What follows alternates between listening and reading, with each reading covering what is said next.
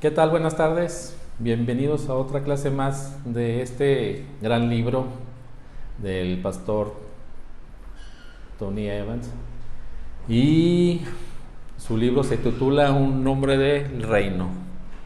Hoy me toca compartirles en esta tarde de jueves, estas tardes de varones, un tema muy interesante que inclusive a mí me tocó mucho, me movió mucho mi corazón. Y el tema se titula Un hombre del reino y su vida eclesiástica. Un hombre del reino y su vida en la iglesia.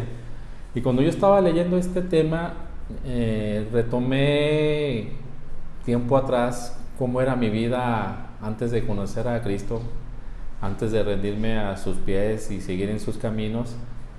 Y de veras que en esa parte que les voy a platicar un poquito es cuando yo estaba separado de los caminos de Dios, o no le conocía, mejor dicho, a Dios como debe de ser, o sea, con entendimiento.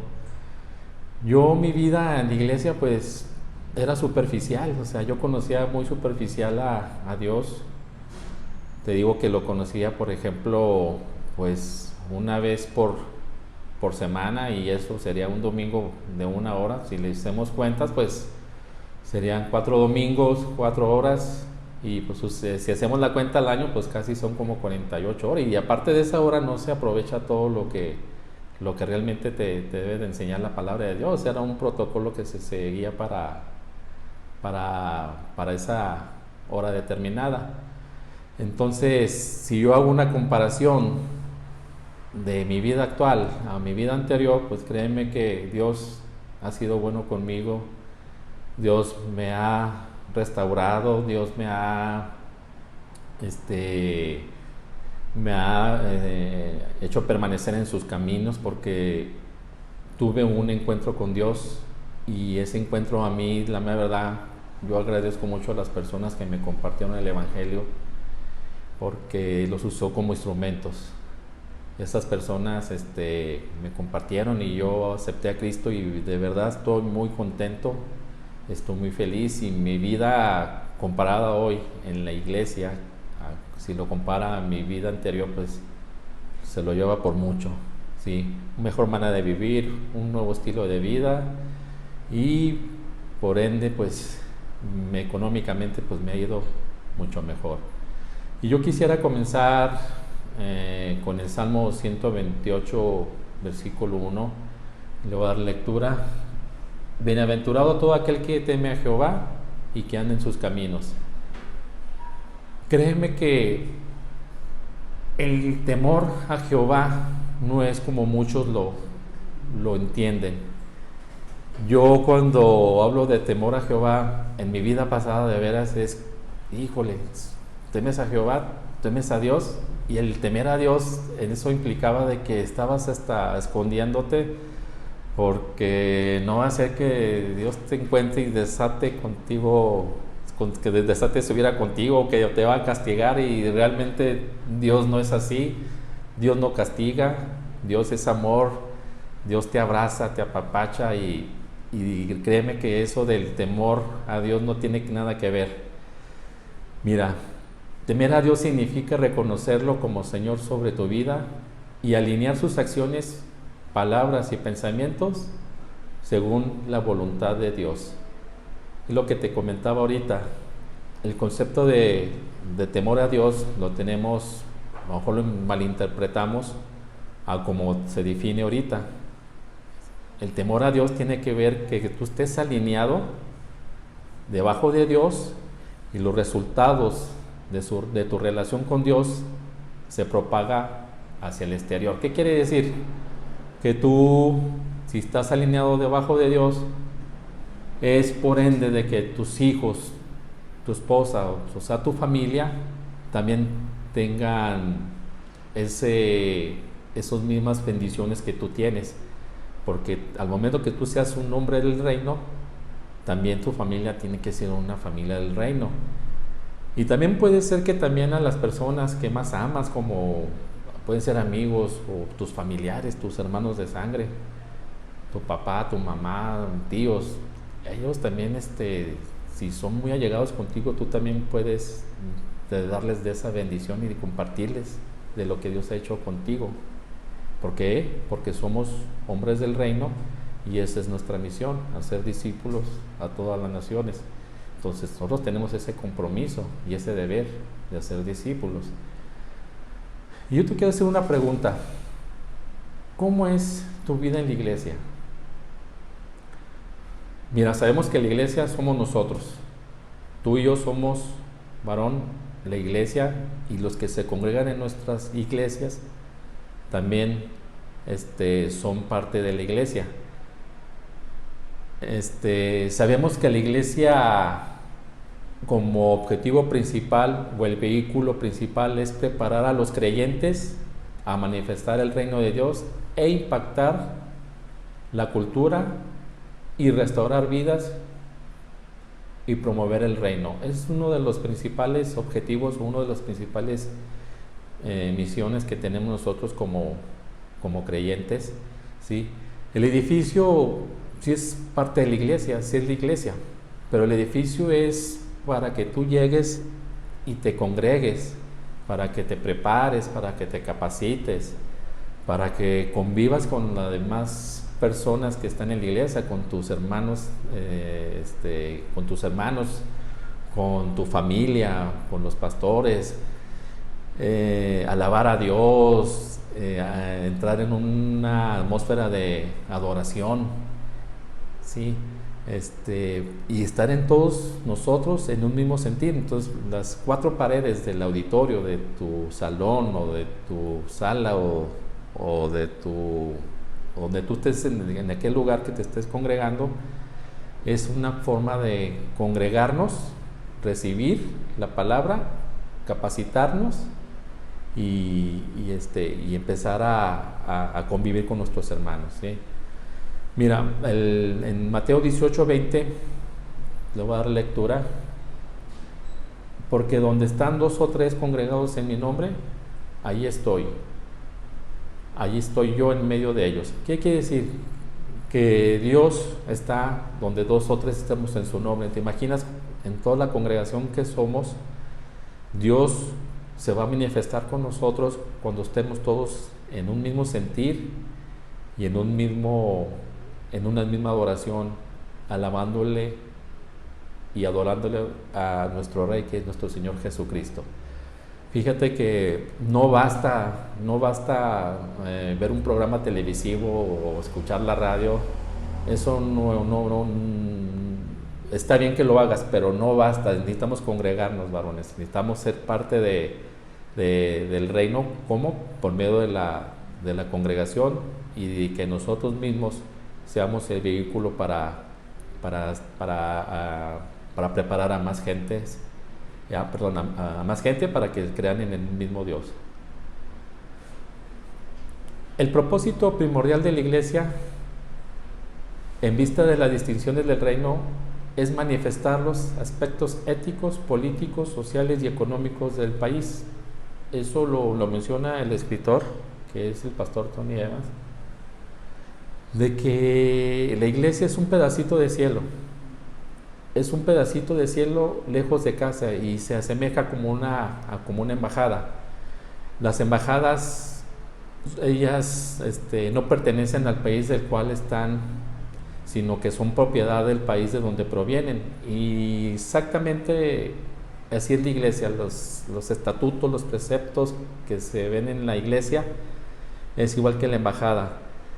Están en otro país, así está la iglesia en otro país, en otra nación, pero también está en los estados, está en los municipios, en las ciudades, están en las comunidades, están en tu colonia, están en el medio entorno donde tú estabas desenvolviendo. Entonces, eso es la iglesia, está en todas partes como una embajada, pero no pertenece a esa nación, como te comentaba del ejemplo de la embajada.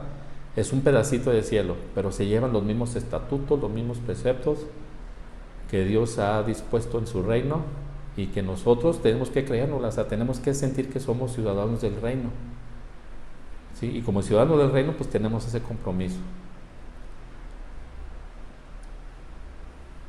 Varones, hombres, no tenemos que dejar de congregarnos.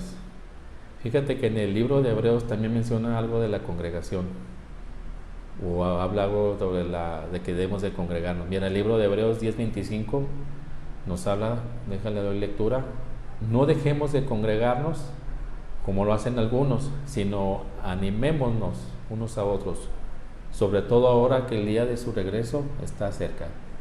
Tú y yo no sabemos cuándo va a ser el día que Dios nos va a llamar a cuentas, ni tampoco sabemos cuándo es el día que va a venir Cristo por nosotros.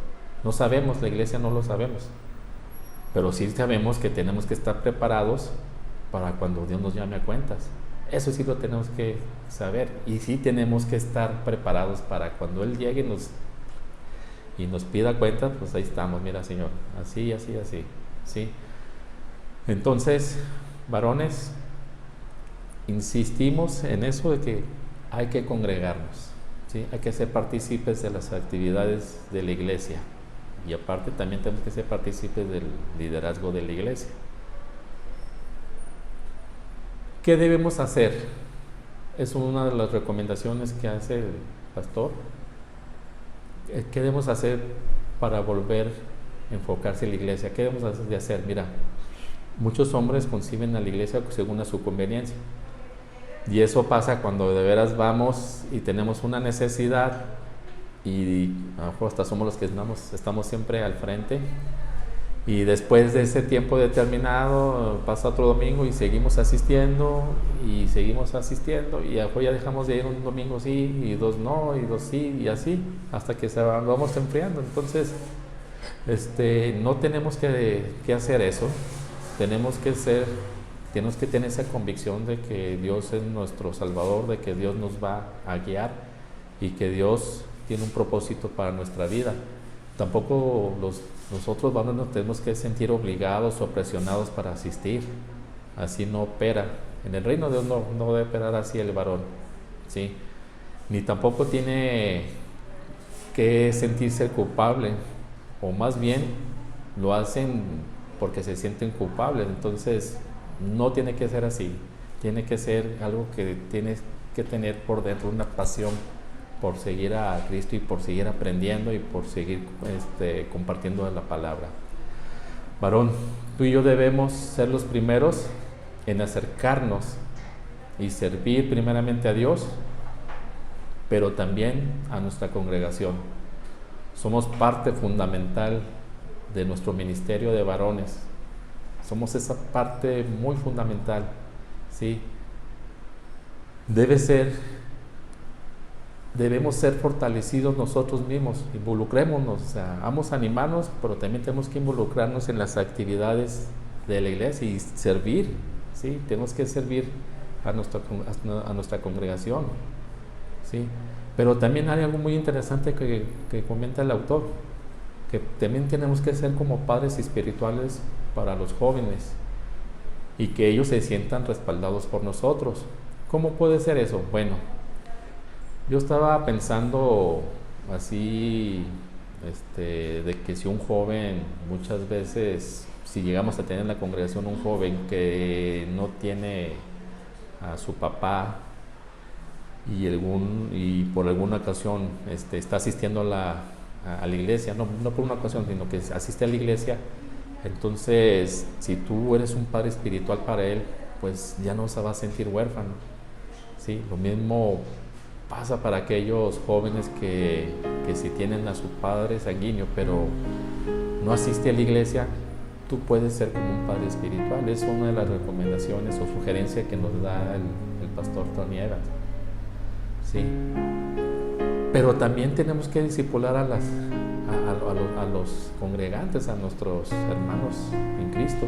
Tenemos que discipularlos, tenemos que ayudarles, tenemos que sostenerles, ¿sí? Y apoyarlos en todo, ¿verdad? Entonces es muy importante que discipulemos a nuestros jóvenes, y no a nuestros jóvenes, a nuestros adolescentes, a nuestros niños, Y pues las damas y los jóvenes pues son los que casi hacen muchas cosas en la iglesia, son los que tienen más verdades de oración, tienen más congresos para damas, más congresos para para jóvenes, para adolescentes. Y pues nosotros tenemos que ponernos las pilas, tenemos que ser como ellos, ¿verdad? O sea, estar luego al pendiente de todo, de todas las actividades de la iglesia para ser parte de ese liderazgo de la iglesia. Mira, Pablo fue el padre espiritual de Tito y de Timoteo. Él a través de sus cartas les mandaba las recomendaciones y cómo tienen que hacerlo cuando ellos se presentaran a la congregación, allá con los efesios, ¿sí? Entonces, nosotros también tenemos que hacer lo mismo, porque como Timoteo y Tito pues eran unos jóvenes entregados a Cristo y tenían ese entendimiento de ser buenos cristianos o buenos creyentes, ¿verdad? Otra de las cosas, varones, es que tenemos que compartir con la iglesia nuestras habilidades. Sabes que muchos varones en la iglesia, todos tenemos habilidades, todos tenemos talentos, pues tenemos que descubrir esos dones también y empezar a ser un hombre de reino. ¿Cómo? Pues diciéndoles a las demás personas con tus habilidades que tú sabes, con tus dones, empezarlos a emplear, ser mentores y también, como te he comentado, ser un padre espiritual para aquellas personas que lo necesiten, ¿sí? Entonces, yo como conclusión saco,